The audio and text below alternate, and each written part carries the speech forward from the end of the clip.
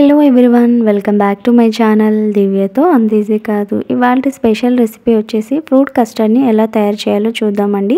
భోజనం చేసిన తర్వాత చాలామందికి స్వీట్ తినే అలవాటు ఉంటుంది కదా, అలాంటి వాళ్ళు ఈ విధంగా హెల్తీగా చేసుకునే ఫ్రూట్ కస్టర్డ్ని చేసుకుని తినండి, చాలా టేస్ట్గా ఉంటుంది.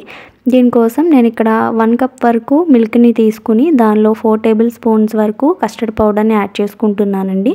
నేను ఈ ఫ్రూట్ కస్టర్డ్ కోసం 1/2 లీటర్ వరకు మిల్క్ని యూస్ చేస్తున్నాను. 1/2 లీటర్ మిల్క్కి 4 టేబుల్ స్పూన్స్ కస్టర్డ్ పౌడర్ అయితే పర్ఫెక్ట్గా సరిపోతుందన్నమాట. ఈ విధంగా కస్టర్డ్ పౌడర్ని యాడ్ చేసుకున్న తర్వాత లమ్స్ లేకుండా కలుపుకోవాలి.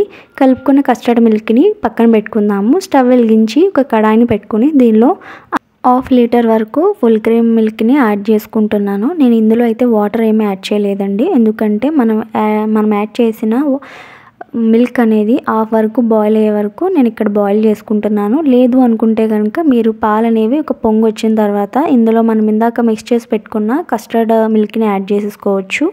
నేను ఈ విధంగా 1/2 వరకు మిల్క్ అనేది బాయిల్ అయిన తర్వాత నేను 1/2 కప్ వరకు షుగర్ని యాడ్ చేసుకుంటున్నాను. 1/2 లీటర్ మిల్క్కి 1/2 కప్ షుగర్ అయితే పర్ఫెక్ట్గా సరిపోతుందండి. ఈ విధంగా షుగర్ అనేది మెల్ట్ అయ్యేంత వరకు మిక్స్ చేసుకుంటూ కలుపుకుంటూ ఉండాలి, లేదంటే కింద అడుగెట్టేస్తుంది అనమాట. ఈ విధంగా షుగర్ కరిగిపోయిన తర్వాత మనం ఇందాక మిక్స్ చేసి పెట్టుకున్న కస్టర్డ్ మిల్క్ని ఒకసారి మిక్స్ చేసుకుని మనం ఈ మిల్క్లో యాడ్ చేసుకోవాలి. దీన్ని వీడియోలో చూపిస్తున్న విధంగా మిక్స్ చేసుకుంటూ ఉండాలండి, లేదంటే ఉండలు కట్టేస్తుంది. ఈ విధంగా ఒక 5 మినిట్స్కి కస్టర్డ్ మిల్క్ అనేది ఈ విధంగా దగ్గర పడిపోతుంది అన్నమాట.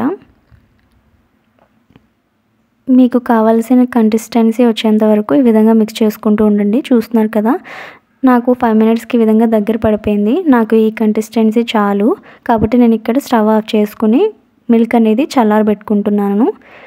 మిల్క్ అనేది చల్లారబెట్టుకునేటప్పుడు కూడా మనకి ఈ విధంగా మిక్స్ చేసుకుంటూ ఉంటే కనుక పాలు అనేవి పైన తెట్టు కట్టకుండా ఉంటాయండి. కస్టర్డ్ మిల్క్ అనేది కంప్లీట్గా చల్లారిపోయిన తర్వాత మాత్రమే మనం కట్ చేసుకున్న ఫ్రూట్స్ అన్నిటిని యాడ్ చేసుకోవాలి. మీకు నచ్చిన ఫ్రూట్స్ని యాడ్ చేసుకోవచ్చు ఇందులో. నేనైతే ఇక్కడ దానిమ్మకాయ గింజలు, అలానే గ్రేప్స్, కట్ చేసి పెట్టుకున్న యాపిల్స్కాయ ముక్కల్ని, కట్ చేసి పెట్టుకున్న అరటిపండు ముక్కల్ని యాడ్ చేసుకుంటున్నాను. ఇందులో మీకు కావాలనుకుంటే మీకు నచ్చిన డ్రై ఫ్రూట్స్ని కూడా యాడ్ చేసుకోవచ్చు. నేను ఇక్కడ డ్రై ఫ్రూట్స్ని కూడా యాడ్ చేస్తున్నానండి.